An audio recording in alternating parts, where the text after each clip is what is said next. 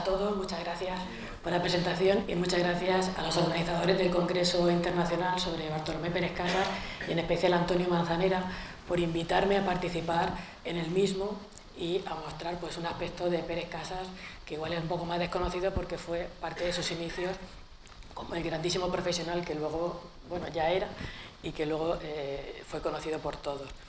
Yo voy a estudiar la influencia del ambiente musical de Cartagena en su desarrollo profesional y personal. Desde que llegó a la ciudad portuaria, como bien ha dicho Antonio, en 1887 y realmente después, casi a lo largo de toda su vida, porque mantuvo vinculación con la ciudad portuaria hasta el final. El trabajo lo he realizado a partir de información recopilada de un total de 19 publicaciones entre periódicos de contenido general, revistas culturales y anuarios militares de los archivos municipales de Cartagena, Murcia y Lorca, así como de la Biblioteca Nacional de España. También he analizado los estudios realizados hasta ahora sobre la figura de Bartolomé Pérez Casas, principalmente las tesis doctorales de María Dolores Caparrós, la de Miriam Ballesteros sobre la Orquesta Filarmónica de Madrid y en especial el trabajo de Antonio Manzanera sobre Pérez Casas en su 150 aniversario del nacimiento y junto a esto material de mi tesis doctoral, en concreto la que trata del ambiente musical en Cartagena durante este periodo. La presentación la he estructurado en 4 secciones principales. En la primera voy a hacer una contextualización económica y social de Cartagena, en la época en la que Pérez Casas llegó a la ciudad.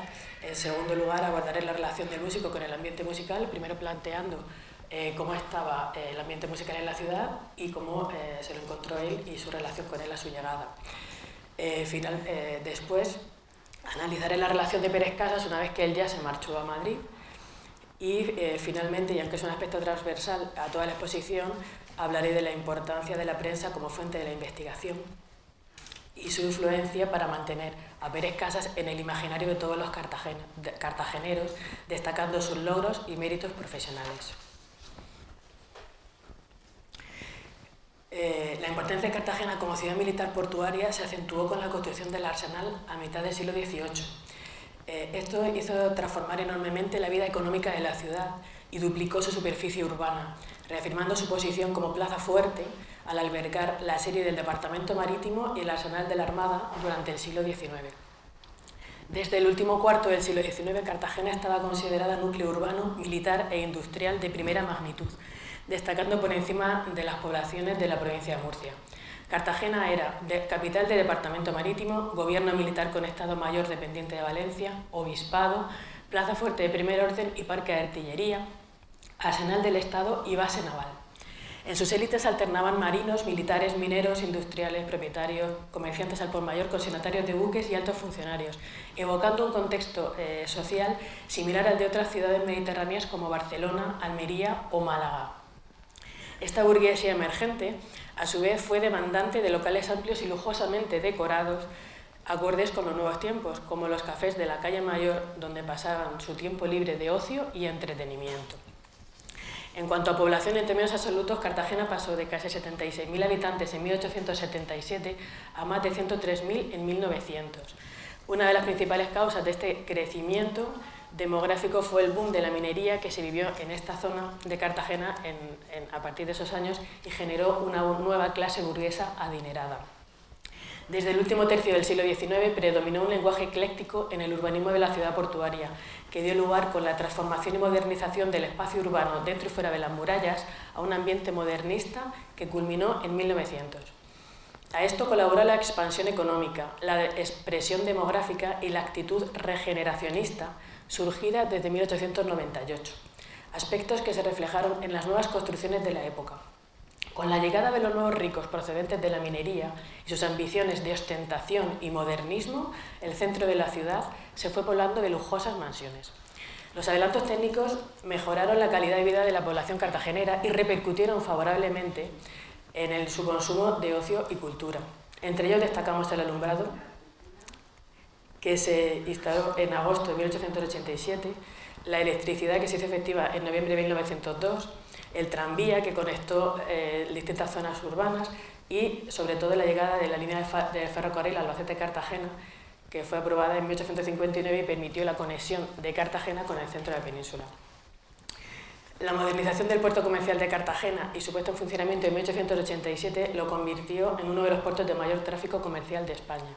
Y, cómo no, un adelanto científico que benefició a toda España fue el submarino de Isaac Peral, que fue el primer buque militar construido en un arsenal español con toda la estructura en acero y con la tecnología más avanzada. En el ámbito cultural es destacable la llegada del cinematógrafo a Cartagena, el 15 de octubre de 1896, que ocurrió un mes después que en Lorca, que se presentó en la Feria de Verano. Si bien en Murcia, perdón. En Murcia fue acogido con frialdad, pero en Cartagena se hizo un acogimiento con gran entusiasmo, con un espectáculo multitudinario que tuvo una gran aceptación. Cuando Pérez Casas llegó a Cartagena en 1887, se encontró una ciudad musicalmente muy activa, tanto en espacios interiores, en teatros, sociedades y cafés, como al aire libre, en plazas, calles y paseos, sobre todo con los conciertos semanales de las bandas de música militares. Los 3 teatros principales de Cartagena, el Principal, Circo y Máiquez, se inauguraron en la segunda mitad del siglo XIX y ofrecieron una programación basada principalmente en teatro y zarzuela. También incluyeron veladas artísticas, teatrales y musicales típicas de finales del XIX y principios del XX, en las que participaban orquestas, bandas militares, sextetos, cuartetos, pianistas, cantantes, tanto locales como de fuera. Con el avance del siglo XX, los teatros fueron ampliando su programación con más conciertos y óperas, y algunos incluyeron espectáculos de variedades y proyecciones cinematográficas. Junto a los teatros, en Cartagena fueron muy importantes las sociedades recreativas, que organizaron conciertos, bailes y fiestas. Entre ellos destacaron el Casino, fundado en 1836, y posteriormente el Real Club de Regatas en 1905, que fueron las sociedades elegidas por la alta aristocracia cartagenera para una mayor lucidez de sus actos. En el Casino de Cartagena se realizaron fiestas ostentosas, elegantes bailes de sociedad y de máscaras y veladas musicales, con predominio de conciertos de música de cámara y recitales de piano. Desde 1853, que es el primer concierto documentado en el Casino, se organizaron conciertos con regularidad, destacando algunos intérpretes foráneos, como fue la Sociedad de Sextetos de Madrid en 1889 o el concierto ofrecido por el guitarrista Fernando Tárrega en 1894, en una velada musical en la que participó con músicos locales. A partir de 1884, el Casino se sumó a la moda nacional de celebrar conciertos los domingos por la tarde, tras el que organizaba un baile, lo que servía de reclamo para atraer al público más joven. Otra sociedad importante en Cartagena fue el Círculo Ateneo, que destacó por conferencias, conciertos y clases que ofrecía, además de colaborar en eventos conjuntos con otras sociedades y con el ayuntamiento. La actividad musical del Círculo Ateneo se incrementó a partir de 1900, cuando ya Pérez Casas no tenía su residencia en Cartagena. Si bien el músico sí pudo asistir a sus veladas musicales y literarias realizadas entre 1887 y 1897. Finalmente, el Círculo Militar, fundado en 1896, fue una sociedad recreativa elitista organizada para sus socios e invitados que eran oficiales y altos cargos del Ejército y la Armada, y para ellos organizaba fiestas, bailes y conciertos, sobre todo los de la época de verano, que se organizaron a partir de 1899. En Cartagena fue habitual encontrar cafés que ofrecían conciertos en directo en un salón perfecta y profusamente decorado. Recordamos que es la época del modernismo. Cafés como el Imperial, la Marina, el Moderno, la Palma Valenciana, España y el Gran Café Suizo se ubicaron en la céntrica calle Mayor, que está coloreada en azul. Están todos indicados en la imagen. Y algunos de ellos establecían kioscos en la época estival en el Paseo del Muelle Alfonso XII, tal y como podemos ver en la imagen. En Cartagena, el auge de los cafés conciertos tuvo lugar en la década de 1920, pero ya en el último cuarto del siglo XIX algunos de estos cafés ya tenían un pianista o un grupo de cámara que actuaba habitualmente en ellos. Por ejemplo, el Café La Marina, que fue uno de los más antiguos de Cartagena y con el que Pérez Casas tuvo mucha relación, como veremos después, se sabe que tenía actividad musical a finales del siglo XIX. Por ejemplo, el cuarteto El Turia, que hizo varias giras por la región de Murcia, actuó ahí el 15 de noviembre de 1893. Y Antonio Álvarez Alonso, el autor del famoso pasodoble Suspiros de España, realizó veladas pianísticas en este café antes de la apertura del Café España, que fue en 1900, del que luego sería pianista habitual, tanto solo como con su sexteto, hasta su fallecimiento prematuro en 1903.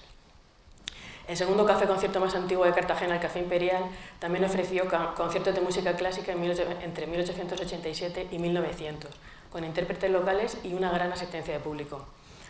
Ejemplos de sus actuaciones y de su actividad musical fueron las del sexteto de pianista local Fulgencio Morata, para quien los dueños del café adquirieron un total de 85 piezas musicales traídas expresamente de París para sus conciertos en el Salón del Café.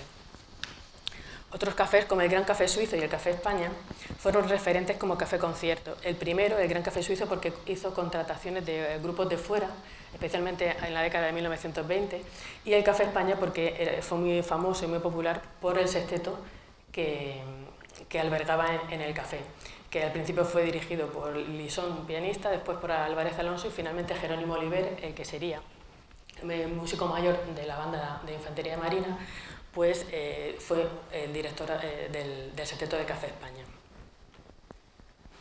Otro ámbito muy importante en Cartagena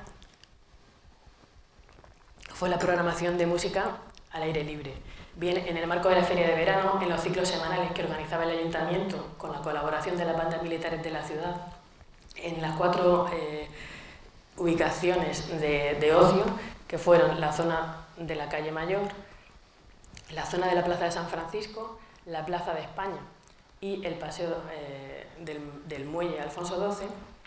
En ellos, además de los conciertos anteriormente mencionados, a veces las bandas musicales, las bandas militares realizaban los conciertos que se organizaban en la víspera del Corpus Christi. En Cartagena se ubicaban en 3 espacios y se realizaban simultáneamente. También las bandas participaban en las procesiones anuales de Semana Santa. Cuando Pérez Casas llegó a Cartagena en 1887, los conciertos semanales se realizaban en la Plaza de San Francisco, en esta ubicación,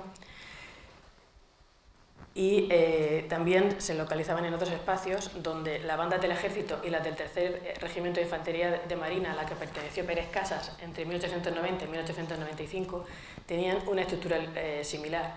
Se estructuraban conciertos con 5 obras, iniciando con un paso doble y luego 2 obras instrumentales que procedían de la ópera, tanto italiana como francesa, o bien de zarzuela española, y luego 2 obras más ligeras que solían ser valses, fantasías, marchas, de la cual una solía ser española. Y en ocasiones eran piezas compuestas con algunos de los músicos mayores, que también eran compositores, de las unidades de música del Ejército o de la Armada, como fueron Ramón Royce o Juarán con La Gracia de Dios, La Giralda, que fueron pasodobles muy conocidos. La feria de verano, que tenía lugar desde el 25 de julio hasta finales de agosto, también inicialmente se estableció en la zona de Plaza de San Francisco y en 1887 pasó al Paseo del Muelle. Esta feria se consideró un atractivo turístico y una fuente de ingresos para la ciudad y fue mejorando año tras año, incrementando los festejos y mejorando la decoración y las instalaciones. La participación de las bandas militares en la feria de verano resultó fundamental para los festejos que programaba la Comisión del Ayuntamiento de Cartagena. Participaban en la Diana, en la cabalgata cívico-militar, la Batalla de Flores, la corrida de toros, sobre todo en los conciertos que se ofrecían en dos turnos, tarde y noche, y también a menor escala pues en cucañas, verbenas, regatas, carreras ciclistas, etc. Finalmente, Cartagena participaba de todas las visitas políticas y militares derivadas de su condición de ciudad militar portuaria, lo que implicaba la utilización de las bandas de música militares en retretas, recepciones, desfiles, recibimientos y despedidas oficiales, así como en conciertos para las autoridades.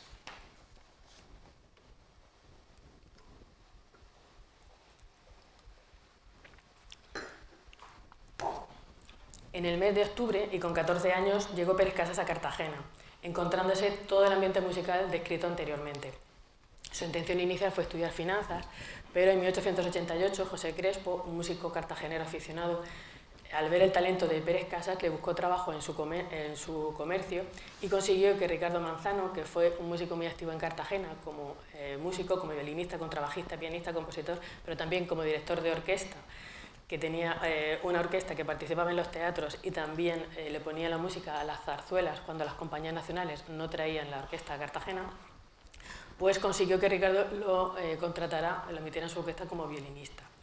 En 1890, y siguiendo los consejos del entonces brigadier de Infantería de Marina, Pérez Casas se presentó y consiguió plaza de requinto como músico de primera clase en la banda de infantería de Marina, del Tercer Regimiento. En este momento la agrupación estaba dirigida por Ramón Royce y gozaba de un gran prestigio dentro y fuera de Cartagena. Fue una época de esplendor de la agrupación y su prestigio estaba consolidado y se fue consolidando durante este periodo por sus intervenciones en los actos oficiales que realizó fuera de la ciudad, tanto en Madrid, Huelva, San Fernando y Murcia, como en los certámenes de bandas nacionales e internacionales en los que participó. En Córdoba en 1890, en Badajoz en 1892, en Linares en 1894 y en los que consiguió primeros premios y reconocimientos. En 1895, Pérez Casas consiguió la plaza de músico mayor del Regimiento de España, el número 46, que estaba de guarnición en Cartagena. Así aparece en el Anuario Militar de España de 1896, en su página 375, formando parte ya de la plana mayor. Con la banda de este regimiento, Pérez Casas participó activamente en todos los conciertos y las actividades de la banda en Cartagena, en la ciudad portuaria. Hasta que cambió el siglo, hasta 1900, fue una participación muy activa, en especial en los conciertos semanales durante 1895 y 1896. El Café de la Marina, al que me he referido anteriormente como café concierto, fue un café bastante importante y relevante en Cartagena porque en ella se reunía la peña El Abanico.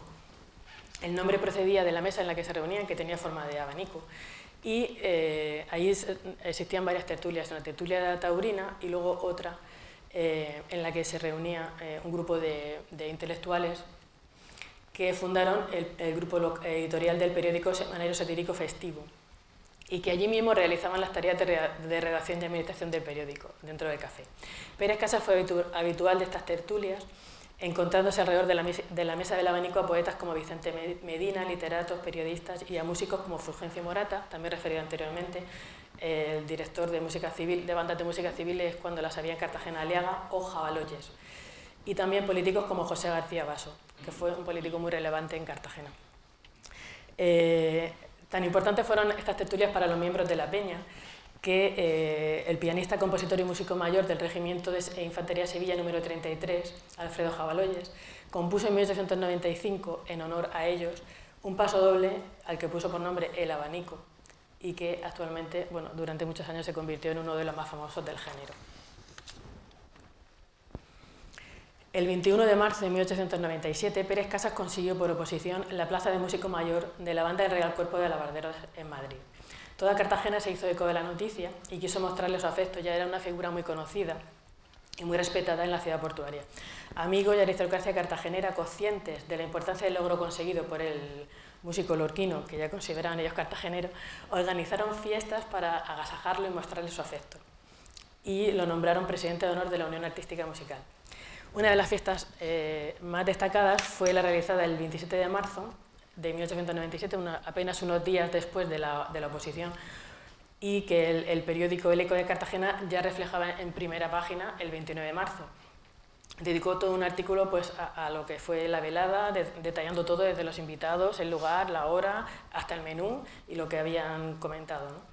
La velada, los asistentes a la velada fueron los concurrentes a la mesa del abanico, en el Café La Marina, que le hicieron un obsequio de una artística lira de flores rojas y amarillas, como decía literalmente el periódico, dedicada a Pérez Casas, y también asistieron otros amigos y admiradores, todos dentro del ambiente intelectual de Cartagena.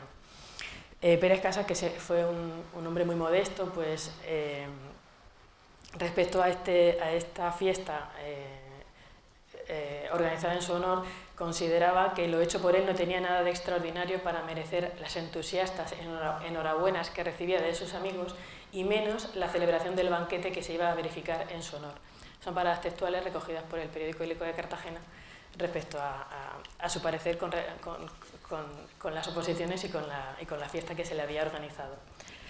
Otra velada de despedida importante la realizaron las sociedades, los círculos Ateneo y Militar de Cartagena. Lo enfocaron con una finalidad benéfica en favor de los heridos de Cuba y Filipinas. En Cartagena se realizaban muchas actuaciones benéficas y todas tenían gran afluencia de público. Esta velada se celebró en el Teatro Circo el 25 de abril de 1897, donde intervinieron varios artistas, y también la banda de infantería de Marina, que estuvo dirigida por el músico, por Pérez Casas. En ella interpretó su marcha triunfal, que era una de las obras que había compuesto como ejercicio de oposición para la plaza de músico mayor de Alabarderos. El Teatro Circo tuvo un lleno absoluto de público, que cuando terminó el espectáculo lo ovacionó al músico durante varios minutos. Es destacable que antes de la interpretación de la marcha lenta, el Círculo Ateneo hizo un obsequio a Pérez Casas, regalándole una batuta de ébano con remate de oro, terminada por un lado en una lira y en el otro en un pentagrama. Llevaba grabadas en oro y plata las iniciales del músico y una placa con una dedicatoria. Fue una delicada obra de arte de un artesano cartagenero llamado Serapio Iñiguez. Durante su etapa en Cartagena, Pérez Casas se formó en armonía y composición con Juan Cantó y Felipe Pedrell, además de recibir influencias extranjeras. En la ciudad portuaria compuso sus primeras obras como ejercicio de armonía. Algunas de ellas fueron sus cuartetos de cuerda, Nácar y Oro, que es una gavota, o Noche de Luna a Bordo, que es una barcarola, que fueron compuestas en 1892. En Cartagena también compuso el ciclo de canciones para barítono y piano sobre las rimas de Gustavo Adolfo Bécquer en 1896, que fueron aprobadas con gran entusiasmo por Felipe Pedrell. Aquí he destacado la barcarola Angelita, que aunque fue compuesta ya en septiembre de 1897, cuando Pérez Casas ya estaba residiendo en Madrid, fue una obra dedicada a la que sería su esposa en 1899, la cartagenera Ángela Ros Castelo.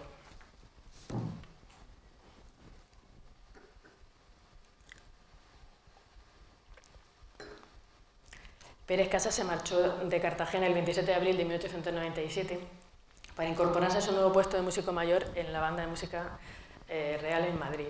Si bien continuó vinculado a Cartagena, principalmente porque contrajo matrimonio con la señorita Ángela Ros el 5 de mayo de 1899 en la Iglesia de la Caridad, como así reflejó puntualmente la prensa local de Cartagena, que ensalzó el vestido de la novia y refirió el uniforme del cuerpo de alabarderos que vistió Pérez Casas. Entre 1897 y 1911, la prensa de Cartagena refirió las visitas periódicas de Pérez Casas en época estival, que en algunos años se prolongaban hasta más de 2 meses. En estas visitas, Pérez Casas y su esposa pudieron disfrutar de todos los conciertos y eventos que se programaron en Cartagena durante la feria de verano, en especial hasta 1910, que fue su mayor época de esplendor. La feria de verano de Cartagena tuvo una gran renovación urbanística en 1899. En el recinto se instalaron por primera vez los vistosos y recargados pabellones de las pudientes sociedades de recreo, casino y círculo militar, así como el ayuntamiento. Además, en el paseo del muelle Alfonso XII, además había otros elementos de ocio, como la oferta que los kioscos de los principales cafés de Cartagena ofrecían durante la feria, que eran sobre todo conciertos de sextetos y cuartetos, y con la llegada del siglo XX, proyecciones cinematográficas. En 1902, la Feria de Cartagena estaba considerada una de las mejores de España. Hermosa, elegante y deslumbradora, como a ella se refirió, por ejemplo, en la revista taurina nacional Sol y Sombra.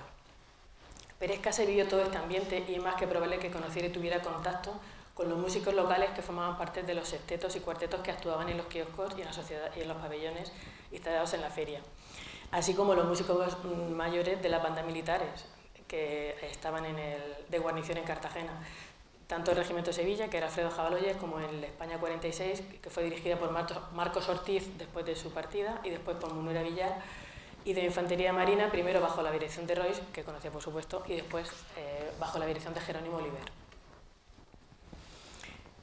Cartagena recibió la visita de importantes agrupaciones a nivel nacional, como fueron la Orquesta Sinfónica de Madrid, la Filarmónica de Madrid, la Banda Real Cuerpo de Alabarderos y la Banda Municipal de Madrid. Además de ellas, también recibió influencias de las bandas de los buques de guerra extranjeros que visitaban la ciudad y que, por acuerdos con el ayuntamiento, ofrecían conciertos públicos al aire libre, accesible a todo el público. Sobre todo a partir de la década de 1920, como fueron las bandas del crucero Berlín y las de la fragata argentina Presidente Sarmiento, ambas en 1924, en marzo y en junio. Pérez Casas se puso al frente de la Orquesta Filarmónica de Madrid en 1915, como bien sabemos, y los 3 conciertos que realizó en Cartagena, en 1917, 22 y 24, estaban siempre marcados dentro de las giras nacionales que realizaba la agrupación. Por ejemplo, en 1917, cuando la Orquesta Filarmónica visitó Cartagena, venía de una gira que había comenzado en Albacete, continuó por Lorca, luego Cartagena, Murcia, Alicante, Valencia y Alcoy. Luego hacía otra ruta por las regiones del norte y del centro y volvía otra vez a Madrid. Igual ocurrió en 1922 o 1924, que en 1924, por ejemplo, la orquesta venía a Cartagena procedente de Almería tras una gira por Andalucía. En cuanto al repertorio, los conciertos que ofreció la Orquesta Filarmónica en el Teatro Circo, tanto en 1917 como en 1924, o en el Teatro Principal en 1922, siguieron la misma estructura de los conciertos que realizaba en Madrid. Era una estructura de tres secciones y el repertorio pues, estaba basado en obras de Beethoven, Debussy, Granados, Wagner, Schumann, César Franck y Rimski-Kórsakov, en el caso de 1917. En el caso de 1922, Wagner fue el compositor predominante y en 1924 el repertorio incluyó una buena proporción de obras de corte nacionalista, sobre todo ruso, con obras de Mussorgsky, Borodín, Rimski-Kórsakov y español, con obras de Jiménez y de Turina. Todos los conciertos tuvieron un lleno absoluto de público y extensas críticas positivas por parte de la prensa local, tanto de la agrupación como hacia el director.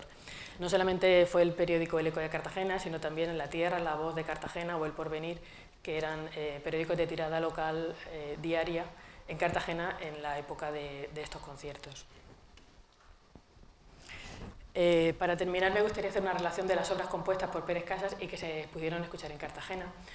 En 1896, cuando él todavía dirigía la Banda del Regimiento de España, puso en concierto un fragmento dramático que estaba sacado de sus pequeñas composiciones número 4 en los conciertos de mayo y de julio. Luego, La Marcha Lenta fue la obra elegida por él para dirigir la Banda de Infantería Marina y realizar su despedida en el Teatro Circo el 24 de abril de 1897. Y esta misma marcha se escuchó luego en la Feria de Verano de agosto por la Banda del Regimiento de España, dirigida por Marcos Ortiz, que la programó en uno de los conciertos de verano. Años más tarde, en los ciclos de conciertos que realizaba la Banda de Infantería de Marina frente a Capitanía General, la Banda del 3er Regimiento de Marina programó el pasodoble El Alabardero. La suite Mi Tierra, compuesta por Pérez Casas en 1904, se interpretó en Cartagena por las agrupaciones de Madrid que vinieron a ofrecer conciertos a la ciudad. Ya en 1911 con la Orquesta Sinfónica de Madrid y luego la Banda del Real Cuerpo de Alabarderos y la Sinfónica de Madrid, en 1925 y 1926 la incluyeron en el repertorio ofrecido en Cartagena. Como hemos ido comprobando a lo largo de toda la comunicación, la prensa local de Cartagena tuvo una gran importancia en otorgar proyección y prestigio a Pérez Casas, así como mantenerla posteriormente, publicando y destacando sus logros profesionales conforme se iban produciendo. Especialmente el diario El Eco de Cartagena destacó puntualmente noticias, méritos artísticos, sus principales composiciones, reconocimientos y reseñas de cuanto acontecía en Madrid y tenía relación con Pérez Casas. Por ejemplo, anunció la condecoración de las Palmas Académicas en 1905, la fundación de la Orquesta Sinfónica cuando Pérez Casas la fundó y asumió su dirección, o la toma de posesión de la Plaza Académico de Bellas Artes en 1925, entre otras. Otras publicaciones también periódicas como La Tierra, La Mañana, El Porvenir y más tarde La Voz de Cartagena, Cartagena Nueva y El Noticiero, también reseñaron lo más destacado de la prolífica vida profesional de Pérez Casas.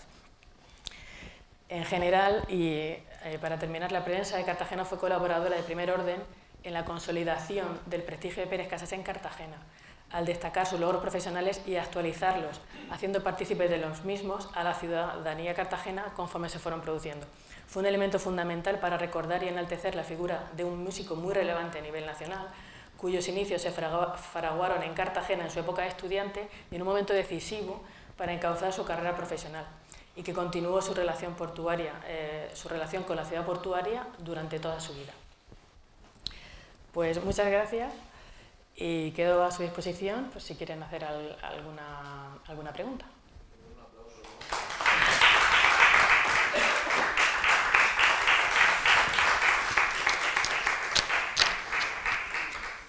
Yo tenía una pregunta, y era ¿cuál es el criterio o el análisis que usted ha hecho para entender el motivo que hizo a la abuelo Bartolomé Pérez Casas y a Pérez Casas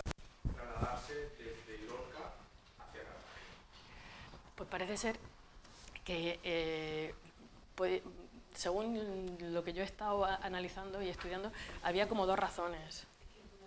Ay, perdón. Es que estoy fatal. Voy a contestar su pregunta. Creo que había dos razones principales. Una, porque había un ambiente musical muy destacado y que era conocido en toda la región. De hecho, había mucha movilidad en la región, sobre todo en la época de la feria y de determinadas actividades. Y se conocía mucho a Cartagena por su actividad musical, tanto que tenía que ver con el ambiente político y militar como el civil. Y igual el abuelo estaba pensando en enfocar la carrera profesional de Pérez Casas para estudiar finanzas, que Cartagena es una ciudad cosmopolita, con mucho movimiento también de banqueros. De hecho, se estableció el Banco de Cartagena a finales de siglo. Y entonces creo que era una buena oportunidad que fuera a estudiar ahí finanzas y al mismo tiempo pues, empaparse de toda la vida musical que había allí y desarrollarse como músico, aunque no profesionalmente, sí en lo que era como músico aficionado, y poder compatibilizar las dos cosas. Lo que pasa es que luego, como él mostró sus capacidades y sus destrezas en cuanto llegó, pues los cartageneros pues, le fueron quitando, orientando para que dejase las finanzas y se dedicase profesionalmente a prepararse primero para músico militar y después ya dio el salto a la música civil.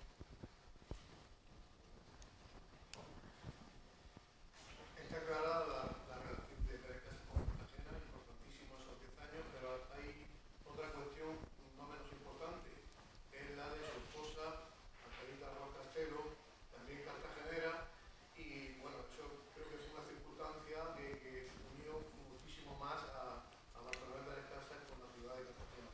¿Nos podría decir algún detalle de esta relación o lo que pudo influir, que yo creo que influyó en la vida musical de Pérez Casas?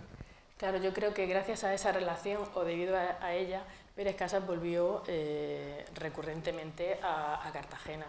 De hecho, cuando siempre tenía algún hueco o algún momento de descanso, elegía Cartagena. Yo creo que ya era más por una vinculación personal que profesional. La prensa siempre refirió hasta 1911 puntualmente todas las llegadas y todas las salidas, después ya fue más espaciado.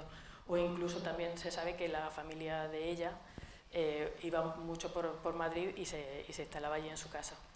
Creo que fue una de las razones principales por la cual Pérez Casas siguió vinculado a Cartagena, aparte de que él ya había hecho muchos amigos allí y tenía mucha relación con los músicos de allí, porque como he dicho, aunque no hay documentación de que él tenía relación con los músicos del Café España, evidentemente la tendría. O sea, seguro, igual que estaba en la Peña del Abanico, aunque era muy joven, hizo relación con todo lo que era la intelectualidad cartagenera. Es más que probable que de ahí fraguara relaciones que le influyeran musicalmente y que mantuvieran esa relación, pero por supuesto la relación con la familia de su esposa fue determinante. De hecho, hay algunas reseñas también de que luego él se ubicaba cuando volvía en la calle Mayor y tenía algunos alumnos que incluso mantenía correspondencia con ellos y le ponían un domicilio habitual, céntrico, durante su estancia en Cartagena, que fue, pues yo creo que a lo largo de toda su vida, por lo menos hasta que falleció la madre de su esposa. Quería preguntar, el hecho de que, aparte de lo que ha dicho Antonio, de que como tío, o sea, estuviera en Cartagena, tendría que haber también algo que, hablándome un poco al dicho, nadie respeta de su tierra, como pasó con el Narciso de Arte, que los lorquinos no, y creo evidente, mira también la asistencia que estamos teniendo, ¿no? En cuanto a, digo yo, no sé, y también la estatua esa que está ahí a la salida de Lorca, que el cual, bueno, antes le pusieron plantas como cactus y ahora por lo menos tiene un poco de flores.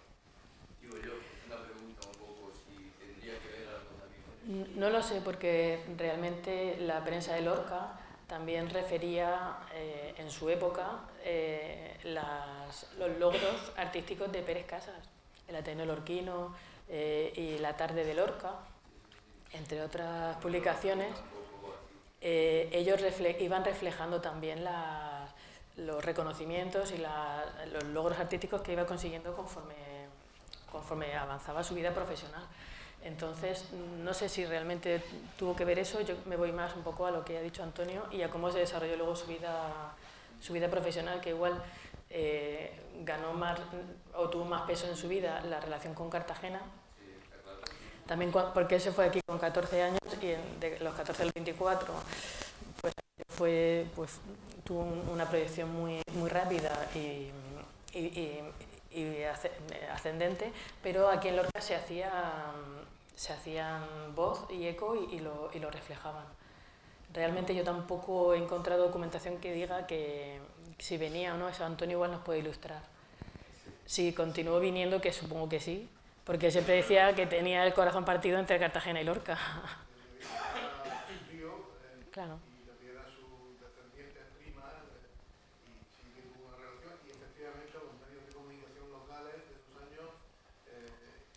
Claro. Y de todos sus logros. Muy interesante. Yo pienso que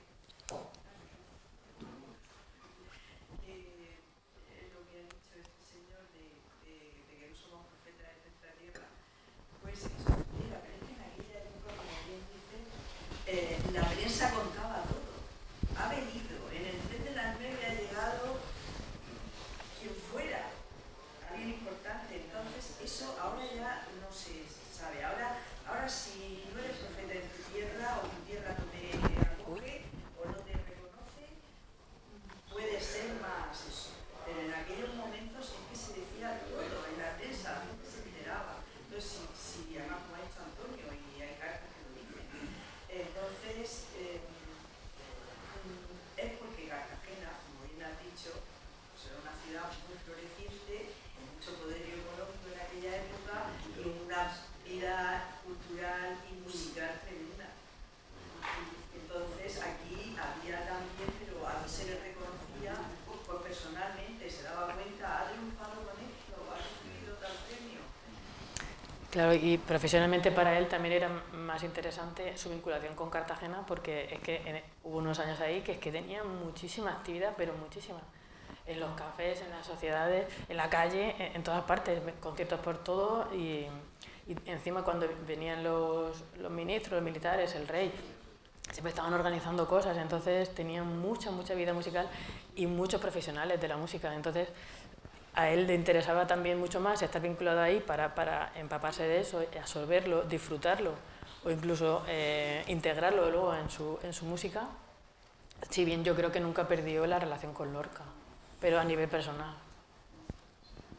Efectivamente creo que es así, nunca perdió, funcionó paralelamente en todo caso su relación con Cartagena y con Lorca. Y bueno, tenemos ejemplos de correspondencia con la familia Lauret, por un lado, por otro alumno de composición y armonía que tuvo con una relación de por lo menos 15 años de correspondencia estando en clase. Por ahí, concretamente Andrés Demetrio Roberto Mazón. Y luego después nombrado los Quiero Ilustres, hay conciertos en el Teatro Guerra, o sea que quiere decirse que yo en todo caso diría que hubo una relación paralela después de ganar la plaza de Alabardero. del Rey entre Pérez Casas, Cartagena y Lorca. Yo tengo otra pregunta y es como has analizado el inicio en la educación musical que tuvo, se habla del requinto, ¿no? Como esa especie de guitarra pequeña ajustada, ¿no? Pero son 5 o 6 tonos. No, el requinto es un clarinete. Perdón. Es un clarinete mi bemol, es un clarinete más pequeño. Con el requinto. Y luego decían que se introduce con el violín. Entonces, el cambio entre el requinto, el clarinete y el violín, ¿a qué se debe o persiste posteriormente lo que es la polifacética? Sí, es que en esta época no había la profesionalización. Él empezó con el requinto, que era lo que le enseñaron aquí en Lorca, el clarinete en su familia, pero él también estaba iniciado en el violín y de hecho tenía mucha facilidad para la música y se puso a estudiar violín. También vio que ahí a lo mejor pues tenía más posibilidades de desarrollo como músico. Entonces yo creo que una vez que vio que el violín era la puerta para entrar en la orquesta de Ricardo Manzano, que era ahí entonces la más boyante, pues, o la única, por épocas, pues se puso al día con el violín. Yo creo que para él tampoco sería difícil, pero creo que tuvo en sus inicios también estudios de violín. Antonio nos puede ilustrar en eso. No obstante, luego en el ámbito militar sí que adopta la plaza como requinto, claro, porque era su instrumento. Sí, pero en esta época encontramos también músicos mayores que eran pianistas, otros que también eran violinistas, pero también conocían el resto de instrumentos. Los músicos militares ejercían también la dirección de la docencia y tenían que conocerlos todos. Entonces, yo creo que él, que ya desde que pensó, o desde que el brigadier de Infantería Marina, cuando lo escuchó como músico de la orquesta, le dijo: prepárate para entrar a la banda de Infantería Marina. Yo creo que también le dijo: prepárate para ser un músico mayor en cuanto puedas. Y él entró como requinto, que era su instrumento en el que él era más virtuoso, como músico de primera clase, que era músico que no era militar, que era músico contratado. De primera clase era el primer nivel, había 3 niveles. Entonces era su instrumento el que él controlaba más y por el que apostó, y además que fue la plaza que quedó vacante. Entonces yo creo que incluso, no lo sé con seguridad, pero compatibilizaría las dos actividades. Incluso podría seguir como violinista con la orquesta y como requinto. Claro, y luego él funda también ahí la sociedad de viento, ¿no? Más adelante. Quiero decir que yo creo que fue paralelo.